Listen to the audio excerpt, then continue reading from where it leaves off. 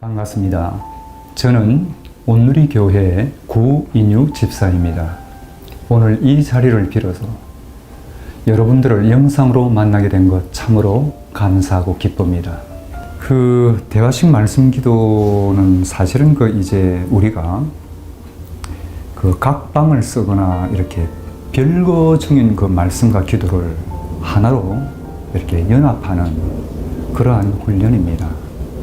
사실 말씀은 하나님이시고 또 저희는 기도이기 때문에 우리가 임마누엘 하나님과 이렇게 떨어져 살 수가 없듯이 말씀과 기도도 떨어져서는 사실 안 되는 것이죠.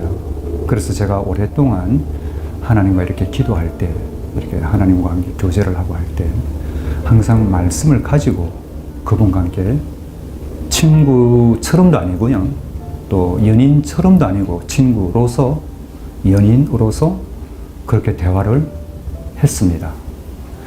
그런데 이제 제가 사실은 15년 동안 온누리 교회에서 우울, 그 다음에 중독, 그 다음에 또 공황장애, 또 편집증, 또 정신분열, 이런 아주 어려우신 분들을 함께 이렇게 섬겼거든요. 근데 그분들에게는 우리가 막연하게 기도하세요, 말씀 읽으세요, 이것으로서는 도저히 그분들을 도울 수가 없습니다.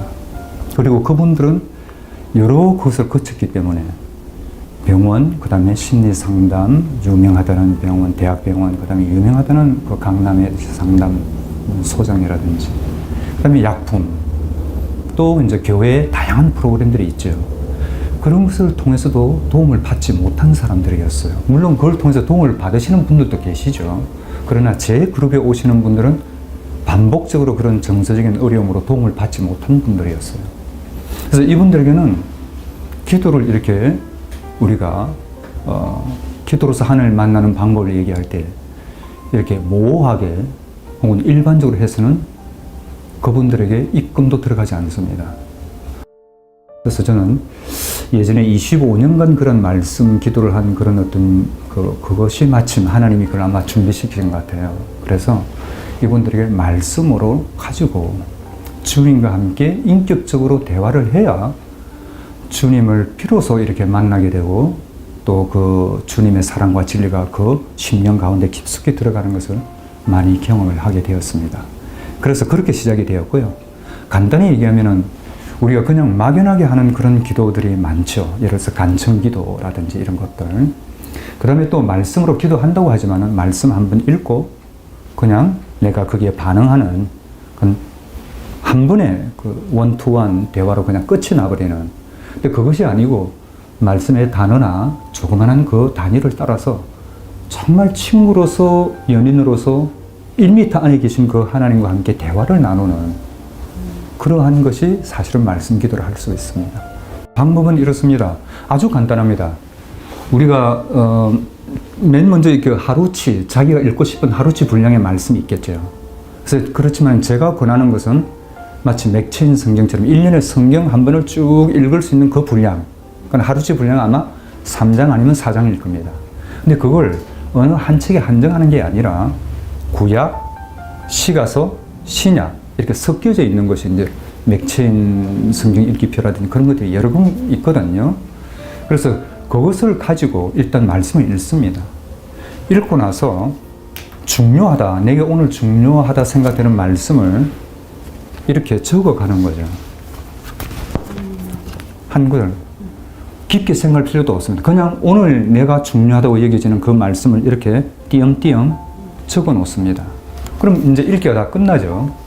읽기가 다 끝나면 이제 정말 1m 안에 계신 주님을 믿음으로 바라보면서 정말 친구처럼 아무 그러한 어떤 신앙적인 경건의 모습이나 나답지 않은 그러한 어떤 대화나 그런 것 전혀 없이요. 정말 나답게.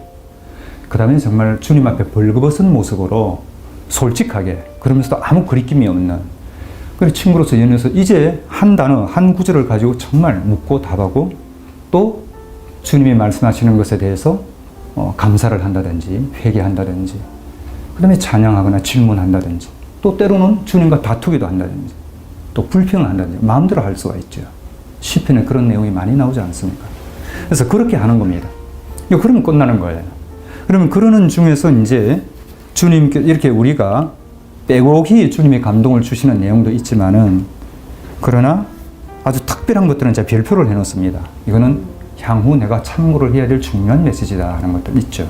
그렇게 정리를 할 수 있습니다. 그러나 이걸 어떤 분들은 일일이 대화를 적어 가기도 하고, 그것도 도움이 됩니다. 처음에 막연할 때. 그러나 저 같은 경우는 그냥 대화 내용을 일일이 적기 시간이 너무 걸리기 때문에 핵심 단어만 적어 놓습니다. 그래서 별표가 있는 것만 나중에 시간 있을 때 조금 더 정리를 하는 거죠. 그래서 지금 거기 대화식 말씀기도에 나온 사례들은 이렇게 중요한 것들 중에 제가 상세히 풀어 쓴 것들입니다. 저는 아침 일찍 할 때는 아침 6시, 그 다음에 좀 이제 어떤 그 전에 무슨 바쁜 스케줄이 있어 늦잠을 잘 때는 아침 한 8시쯤 일어나서, 근데 저 같은 경우는 시간이 좀 여유가 있기 때문에 한 오전 내내 거의 다 이렇게 합니다. 뭐 넘어갈 때도 많습니다. 이걸 빼먹기는 너무 싫은 거예요. 그 시간이 부족하면 예를 들어서 5분밖에 없다. 그러면 이 일정에 맞춰서 하기도 그렇잖아요. 그러면 오늘 내 필요한 말이 뭐야? 스스로 일단 먼저 찾으시면 좋습니다. 그럼 찾으신 그 말씀을 가지고 그 다음에 이제 인격적으로 대화를 하는 거죠. 예를 들어서 볼지어다 내가 문 밖에 서서 두드리노니, 그렇게 할 때 볼지어다 이 하나만, 볼지어다 주님, 나 주님 안 보이거든요. 왜 안 보이는 사람에게 보라고 하십니까? 이렇게 할 수 있죠.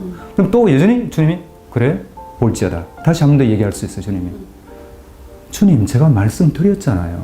안 보여요. 어떻게 볼 수 있는지 말씀 좀 해주세요. 이런 식으로 계속 주님과 인격적으로 말씀을 하는 이런 장면들이 그 대화식 말씀이 또 사례에 많이 나오죠. 오늘 만약 원하신다면 짧게라도 이걸 한번 보여드릴 수 있습니다. 이게 전체는 너무 길고 하니까 이 부분을 나중에 역할을 맡아서요. 네네. 어느 날 정말 이렇게 콜로라도 이 경치는 아주 좋지 않습니까? 그 컴컴한 지하실에 아무 소망이 없이 제가 이렇게 구석에 그냥 웅크리고 있었어요. 근데 그때는 말씀도 하나도 떠오르지 않습니다. 그리고 기도도 할 수 없고요, 물론. 그 다음에 눈물도 나지 않습니다. 되게 다 아플 때는 통곡을 하고 눈물을 흘리는 게 인간의 인지상정이잖아요. 근데 그때는 눈물조차도 흐르지 않아요. 절망의 끝입니다. 그때 한두 시간 지나니까 하나님께서 요한복음 8장 44절이죠. 마귀를 두고 하는 얘기가 있었어요. 저는 처음부터 살인한 자요. 진리가 그 속에 없으므로 진리 속에 서지 못하고 거짓을 말하다. 근데 그 말씀을 계속 이렇게 떠오르게 하는 겁니다. 그래서 그 말씀으로 조용히 선포를 했어요. 그러니까 마치 제 목을 있는 대로 쪼르던 그 어둠의 세력들이 한 2시간 후에 깨끗이 없어졌습니다. 그래서 다시금 기쁨을 회복했는데요. 그렇지만은 제가 직장을 쉬고 있었고 병 때문에, 그 다음에 또 건강은 몹시 나빠졌고 육체적으로도 이 사실들이지 않습니까? 그래서 하는 게 물어도 하나님 좋아요. 진리와 함께 할 수 없는 저 마귀떼들이 거짓으로 나를 공격하는 건 제가 어느 정도 그 말씀으로 맞겠는데 이 사실에 대해서는 제가 대책이 없습니다. 어떻게 하실 겁니까? 그 말씀을 다시 주님이 상기시키면서 생로병사는 사실이냐 거짓이냐 그렇게 물어요. 그건 사실입니다. 그런데 그 사실인데 그것이 진리냐? 아닙니다. 그러면 그것은 사실이지만은 거짓에 속한 것이다. 그것에 휘둘리지 말라. 그렇게 말씀하세요. 그리고 또한 이제 전도서에도 그러잖아요. 정말 우리가 이 인생의 마음의 악이 가득하여 평생에 미친 마음을 품다가 나중에는 죽은 자기로 돌아간다고 그랬죠. 그 분명한 사실이거든요. 하나님을 모르는. 그런데 하나님의 진리의 측면에서는 그것은 사실이지만은 거짓에 속한 것이죠. 자, 생로병사 사실이죠. 그죠? 그러나 그것은 하나님의 뜻도 아니고 계획도 아니고 언약도 아니잖아요. 오히려 죽어가는 영혼을 내가 내 목숨을 버려서라도 살려내겠다. 그래서 십자가와 부활의 그 복음을 가지고 오셨잖아요. 그러나 생로병사는 사실이 아니라 거짓이죠. 실은 사실에 속한 거짓입니다. 인과응보도 마찬가지예요. 이 세상에서는 인과응보를 많이 얘기하죠. 선한 일을 하면은 이 보상을 받고 악한 일을 하게 되면은 너희들이 심판을 당한다. 그러나 우리가 악인으로서 죄의 늪에 빠져가지고 형편없이 어떻게 하나님께 부르짖지도 않는데 주님께서 오셔서 복음을 전하시고 내 말을 받아들이겠네. 내 약속을. 그러면은 내가 너를 아무 조건 없이 구원하겠다.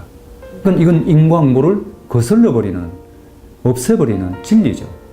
그러니까 인과응보도 사실에 속한 거짓입니다. 실은. 그죠? 그런 예들이에요. 이 말씀 기도를 통해서 하나님이 그걸 자세히 일러주시는 겁니다.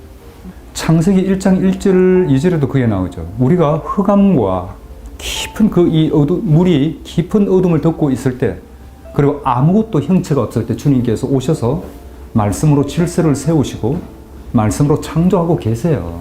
근데 우리에게 무엇이 세상 필요합니까? 말씀이 있고 내가 주님과 인격적으로 대화를 하겠다는 그런 열망이 있는데 무엇을 두려워합니까? 그래서 저는 오히려 어린아이가 부모와 어떻게 소통하는가, 저는 그것을 예화로 들고 싶어요.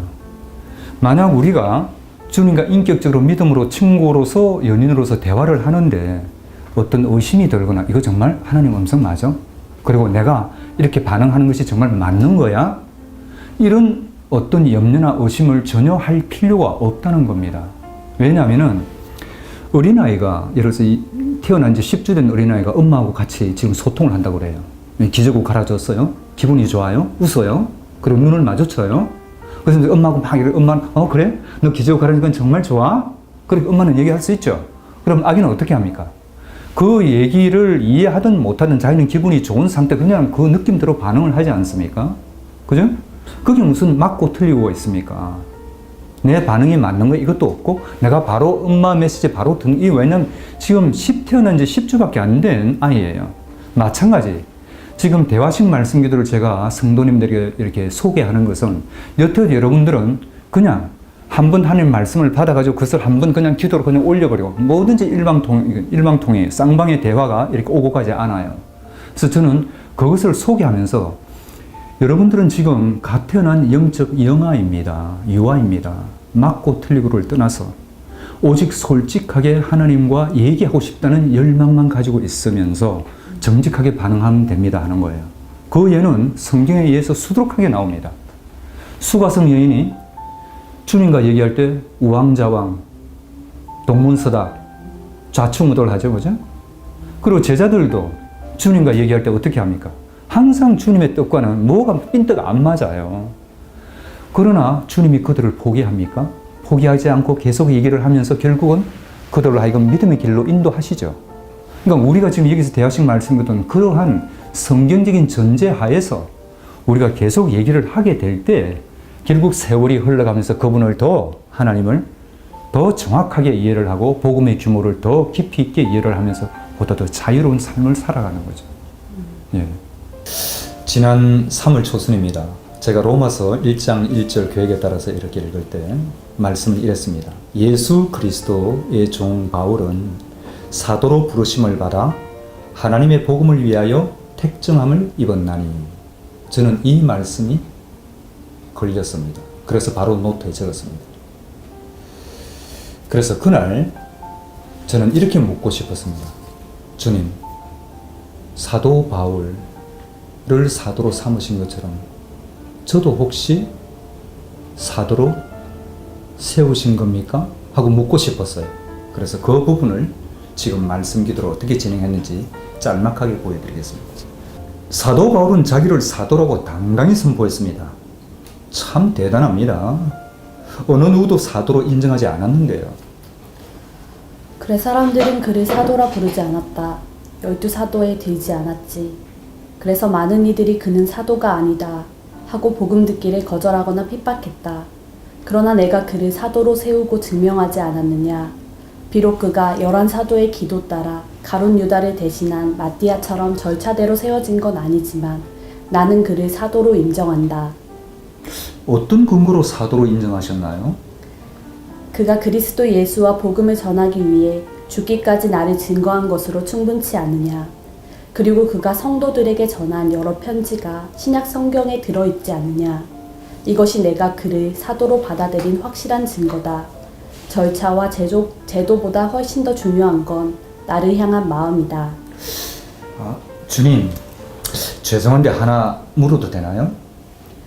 내가 언제 내 허락받고 물은 적 있냐. 앞뒤 가리지 않고 거침없이 묻지 않았느냐.